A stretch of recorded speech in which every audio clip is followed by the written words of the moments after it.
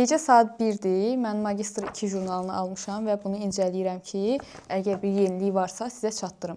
Ondan əvvəl hər kəsin soruşduğu çox önəmli bir məsələyə bu video ilə son qoymaq istəyirəm. Bu gün qeydiyyatın ilk günü idi. Gün ərzində ən çox gələn suallardan biri bu idi ki, ixtisasım ingilis dili müəllimliyi idi və yaxud da rus dili müəllimliyi idi.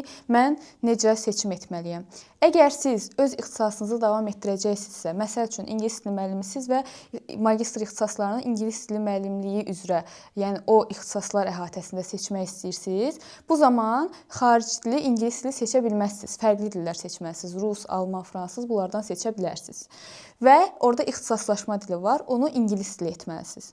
Yox, əgər siz xarici dili, ingilis dili seçib MBA, 27-ci proqram, pedaqogika, yəni bu tipli ixtisaslar oxumaq istəyirsinizsə, ixtisaslaşma dilini seçmirəm edirsiniz.